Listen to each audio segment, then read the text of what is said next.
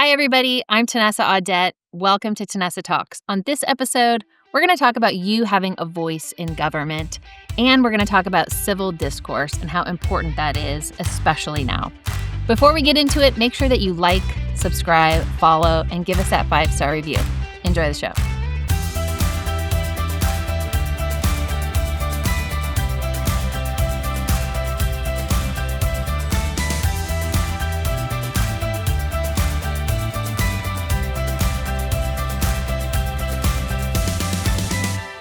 Hey, everybody. We are back with Tenessa Talks, and I have my guest, Aaron Tesauro, the communications guru. We're just going to call you that. I often say that if you ever get the privilege of listening to like a presentation or a lecture by Aaron on communications and media, you will be both soothed and inspired because this is his gift. His gift is being able to communicate a message. And so it is not my gift. I can communicate. It certainly isn't going to relax you. It's probably going to get you all jazzed up. So, but it is super helpful to have that temperament of like, I am calm in my delivery. I am sure of the things that I believe, and I'm going to communicate my perspective to you. And that position, I think, puts the other person in that position where they still think that they can hold their own beliefs and sort of discuss them. Because when there's that feeling of being attacked, you sometimes get defensive of your position, and therefore you're not able to very well articulate it to have that discourse. Right. Well, thank you for having me back, Tenessa. I'm glad I didn't get fired from Yes, interviewing no, you the you're last back. time. Like she said, I am passionate about communication. I'm passionate about people sharing ideas in a way that others can receive them. Yeah. Because you can, if a tree falls in the woods and no one hears it, doesn't make a noise. If I have great ideas and I just scream them out into the wind, does it influence anyone? Does it shift hearts and minds to the cause that I care about? And so I spend a lot of time coaching people, organizations, politicians even, on how do we first learn what do we want to say? What is that core message? And then who are the audiences we are talking to? And how do we put that out there in a way that makes sense? It's clear, it's articulate, and it's not loaded with an unnecessary angst or an unnecessary anger that's going to repel people from what they really want to, what they really need to hear. So as we talk about this, in government, and as citizens, a lot of the people I talk to feel like they have no power, they have no voice. Mm-hmm. I don't know, I'm not deciding who's being elected. I vote, but it's just my little vote. Or every time politics comes up, I don't know what to say, so I just don't say anything.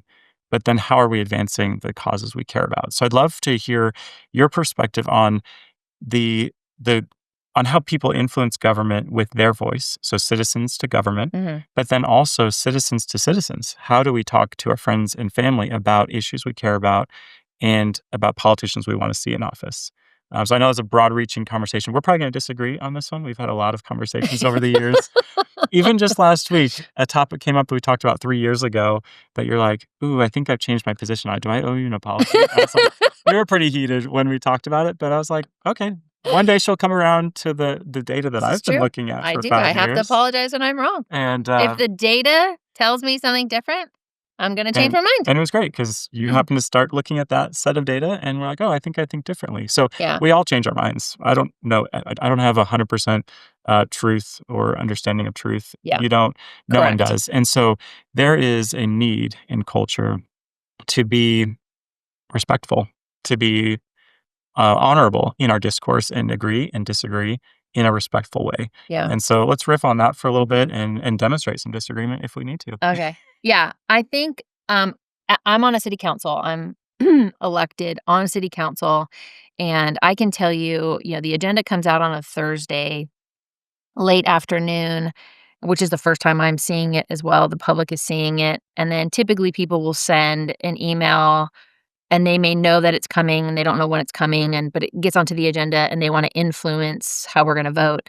And I have seen that work remarkably better than I ever thought it would. And I'm saying like 5 emails may cause people to start one email from a prominent person, not from myself necessarily, because I'm going to go listen. It's not going to change my set of facts just because somebody emails me. However, I'm a representative. So if somebody emails me, somebody calls me and says, I have an opinion on this issue, I'm going to go listen to it. I'm going to go listen to what they have to say.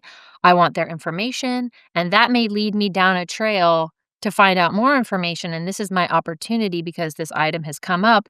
And if I feel like there's more to know about it, I can always delay the vote on Tuesday because I don't have enough information because this stuff has been brought to light. And it's like, oh, there's a lot more to this than what we're being told or what's been provided, or there's just a lot more work that needs to be done. We can delay that. Or I can sufficiently get enough information to be able to make that argument in the moment on that Tuesday night. Or I will encourage them to come up to influence or to call the other council members or to come up and to speak in the public comment just to make their position known. And so that even if I'm voting against what they're saying, I can reference that, like, I am fully aware of this other position.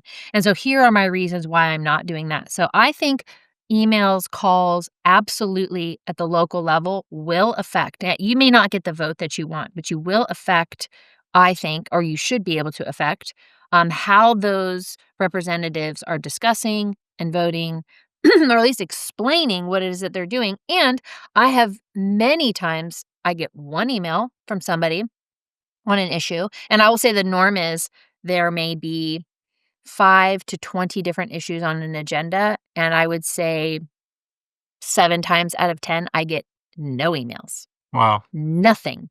Nobody has anything to say. Most of that stuff comes and goes without any comment of the public, and maybe if they come to public comment, they're basically talking about something totally not on the agenda. So very rarely, and if it happens, it's usually something really big, and there's a big response to that. But I would say on almost all occasions, if I get an email about an issue, not a complaint, but an email saying, "Hey, I have some information for you, and I need you to look at this from this perspective, and I want you to understand this piece of this, and do you know this, and are you aware of that?" That sends me down a road of discovery to find out more about that, and I can delay or I can vote according to that knowledge, which I think is really important because you want to be considered and you want Mhm. your constituencies to be considered in these votes, and that is to our benefit.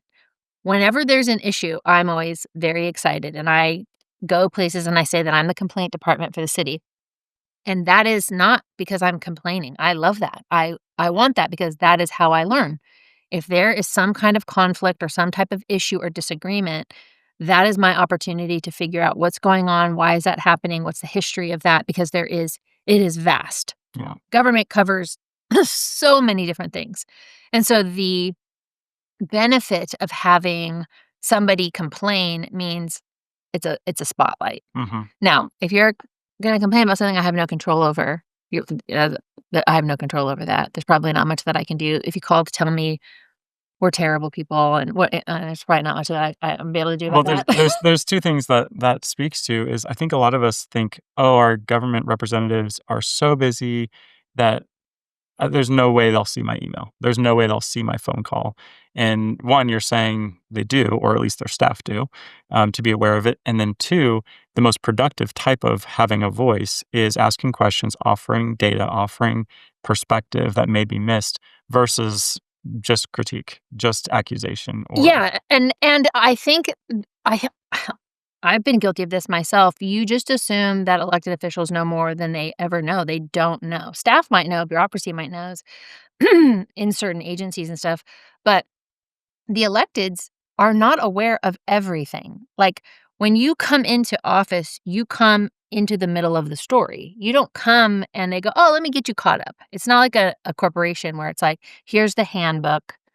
Here's the case on, this thing. Here's all the history." You don't get sink or that. swim. You don't get that. You might get a paragraph of background on anything that you're voting on, and you literally have, like, 5 days and only 2 business days to really do the research to figure this out about what's what, and it may be something that has a 10-year history that it's been building, and so, and if you've had people that have been on the council for longer, they may be like, "We've been working on this for 2 years." And you're like, "Well, it was a terrible idea 2 years ago, and you clearly didn't do enough work to realize it was a terrible idea 2 years ago, and so now it's a terrible idea now, and just because you've worked on it for 2 years does not mean you should say yes to it."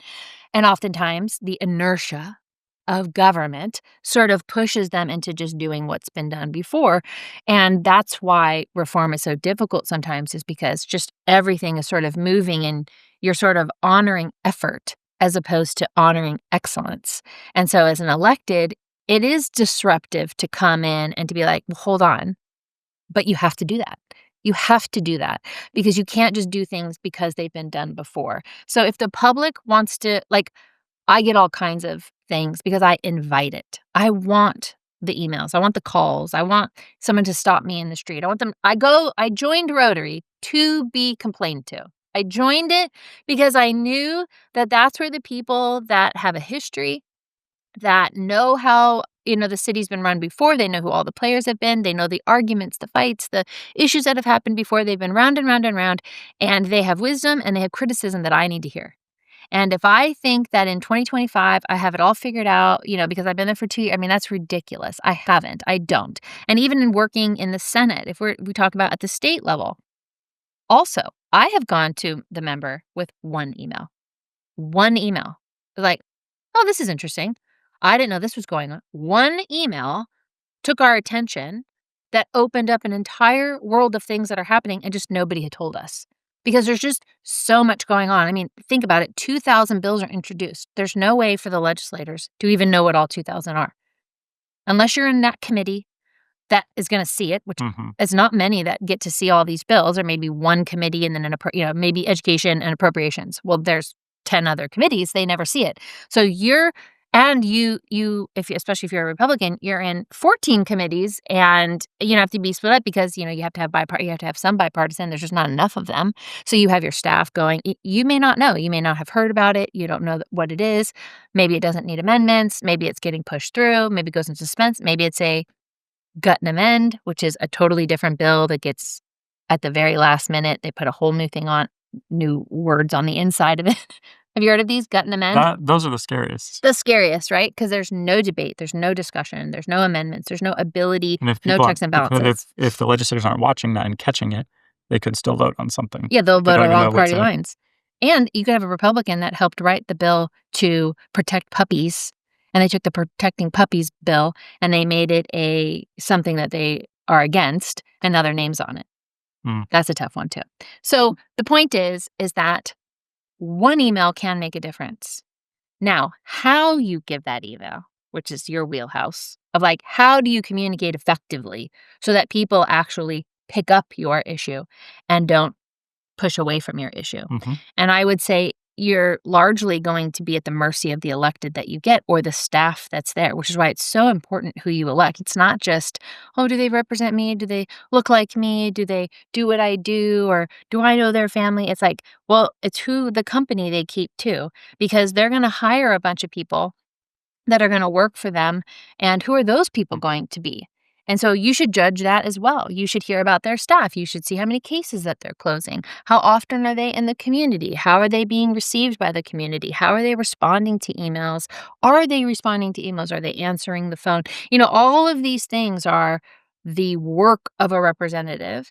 And if you're not getting that, if you're not getting that service and your emails are not being responded to, that's another telltale sign. It's really interesting how different each office could be. Like Yeah. I've had calls with state level and federal level, both sides of the aisle, and certain offices, regardless of the side, you call and it's like the corporate menu, and maybe someone will give you a call, maybe sometime. Other ones, someone answers right away, even if it's an intern Yeah. or someone that's just there. Hey, here's my issue, and like, yeah, let me get you to the right person right away. Yeah. There's a feeling of, wow, that was easy, and I can share my voice here, but not every office runs the same. And so, when I'm talking with my friends about who should we vote for, a big factor for me is, do they look like they have enough humility or enough responsiveness that they care what the people they represent believe or what they're saying, versus I know everything and I'm just going to run forward with my ideas and serve all of your needs that I'm not aware of yet.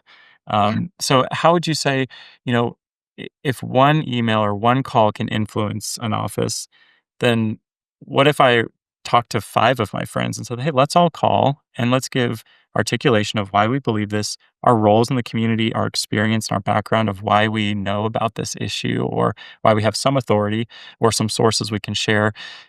If that feels much more powerful, but then how can this how can we help our friends think about the issues or the candidates better?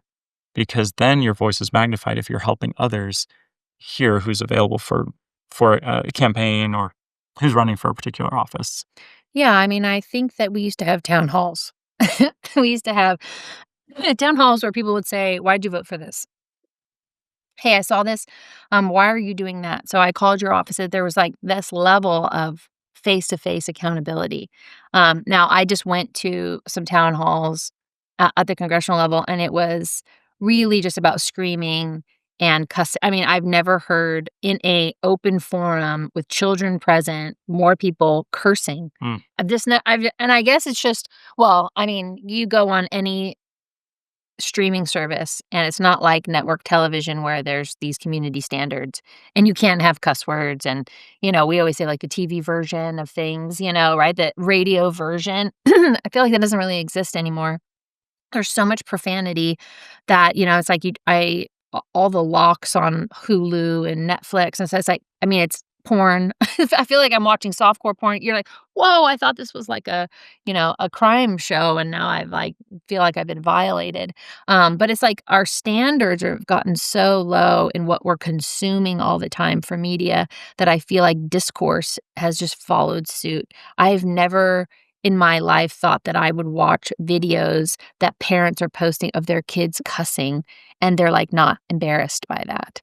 Like if I ever heard my kid say, damn or something, I'd be like, "Oh gosh, they had to have gotten it from me." You know what I mean? Like they're not on, we didn't have streaming, we had Sesame Street, nobody's saying that. So it's like I knew that what I gave them would come out of them, right? Garbage in and garbage out. And so I feel like as a whole of society, we've sort of just let it loose, and we expected that the government was gonna regulate because it did before. It did on nobody understood FCC rules mhm. for broadcast television versus cable. Ratings for movies, like Well, these Jimmy regulations and Kimmel, like, standards. there's a different standard that ABC has when you're on network television. It's a different standard So that's for different broadcasting than it is than for cable news. or a theater where a representative is just talking to his citizens, his constituents. Yeah, there's no There's rules there's on no that filter, and those are probably some of the when I think of town halls, the worst experiences that I've had are that example, because where there's no people just discourse. shout and yell. Yeah, I'm like, "I know people are angry, but I wanna actually get to substance. right. Actually ask a good question where that representative has to squirm Yes, and and has to has to give have an an answer. answer, Yeah, and it's and either a there's no terrible bailout. answer Yeah, that hopefully the press will share yep, about, or it's a great answer, yeah. or it's a, "I'm gonna call their office later and ask more because it Yeah. wasn't enough." I feel like we've gotten into, like, we have all these litmus tests now, so it's like, "Do you believe that, you lost the election? Do you believe that January is," it's like these weird tests that the left will ask, and you're just like, "If you don't believe this, I won't listen to anything you have to say."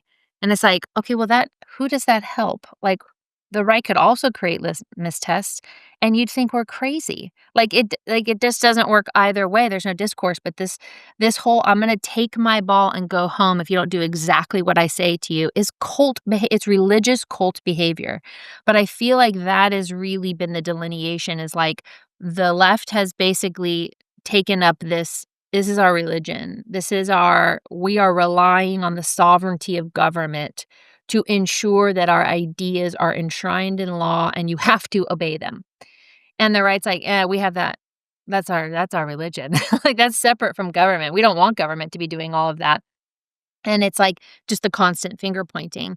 And so it's very difficult as an elected official to fight a battle I'm not fighting and to argue about things I'm not is not it has nothing to do with what I'm doing. It's a real distraction. I have the stuff at the city that I am responsible for, or I have the stuff if I'm a state legislator, I have the stuff at the state that I am responsible for, or if it's the federal government. But we got calls every day at our Senate office saying you need to tell the president this. You need to tell. I'm like, well, we don't. That's not. I We can have give you a no. number to Yeah, call like we of have no those influence. people. That's not our. We don't have influence there. Where we have influence and where our job is here. And it's like, well, no. If you're in government, you should be in all of government.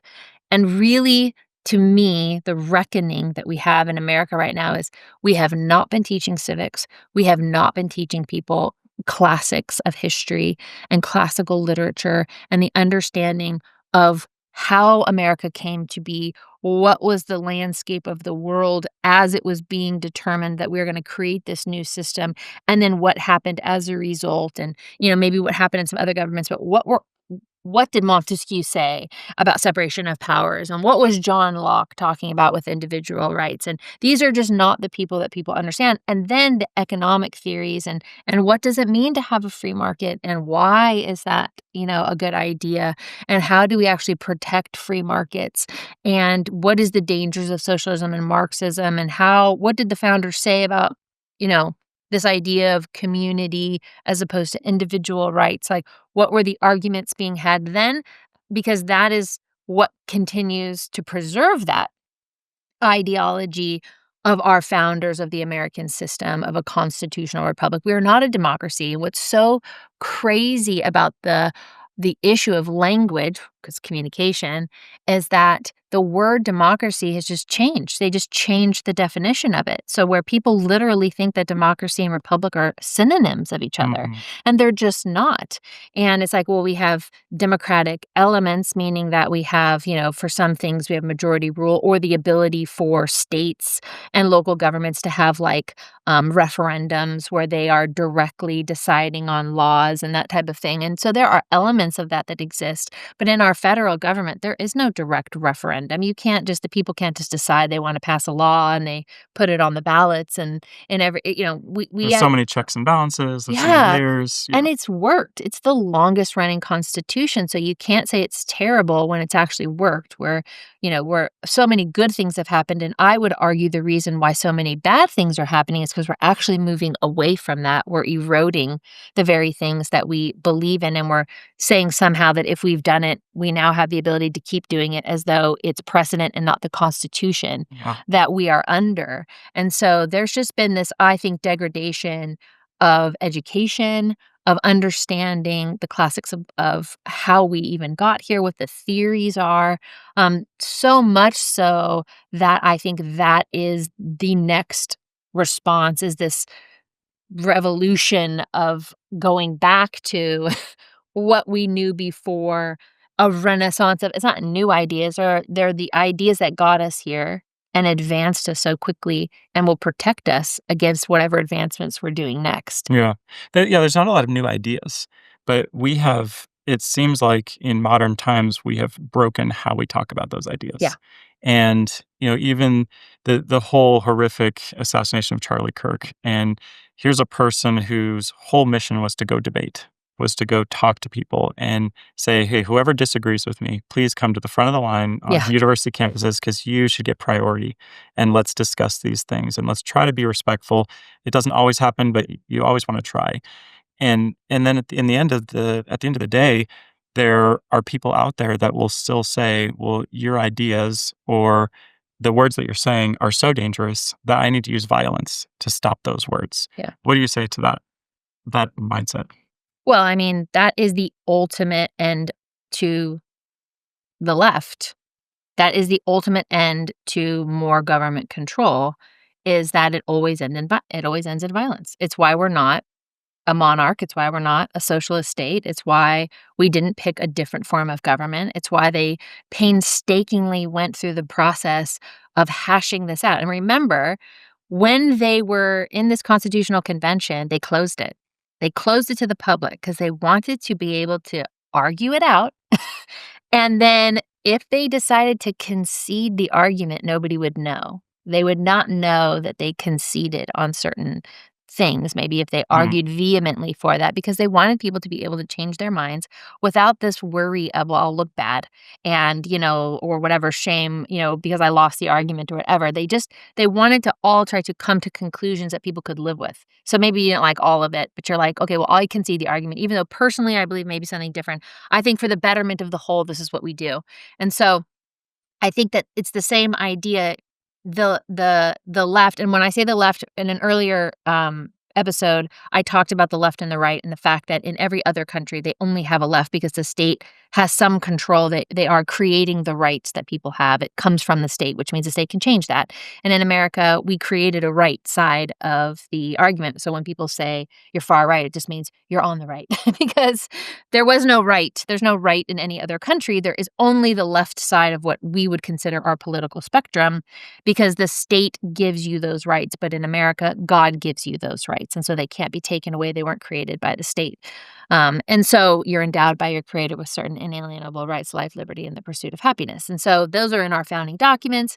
And so when it comes to the left, this is the ultimate end of every socialist, Marxist, fascist state, is that it always ends in death. That is the evidence of history is that any time that you have the state and a government or anybody that has the monopoly on power, if it doesn't have those checks and balances and the rivalry, like think about the American system, we also have a rivalry of federal and state. That also protects the people. Because if a state gets super out of control, the federal government can come in and be like, whoa, whoa, whoa, whoa, whoa, what are you doing to our people? You know what I mean? And if the state gets out of control, the federal government can come and go, whoa, whoa, whoa, you're hurting the people. Like, so Mhm. the people have also with power, those competing And at powers. the end of the day, if they hate what their state is doing, they can pick up and move to Go another to another state. state. Yeah, that's So true. there's still the people have a lot of options and a Yeah. lot of safety in that. So I would say this is a tenet of the left. And I don't mean to say that like my friends that are Democrats and my friend, I'm saying as a theory. As a theory, if you're on the left side, not in American system, but in other systems in throughout history, it inevitably does lead to violence. It has to because it is the only means by which you are ultimately going to have control. Mm. Is it's going to have to end in violence, and Like if you can't invite someone into a new way of living, believing, or thinking with your words, you'll put them in you jail. have to use another, more physical mechanism. Yeah, you're gonna put them in jail. And what if they're bigger than you? Well, you have a gun, and you will force them. You will use force, and the monopoly of force is in government.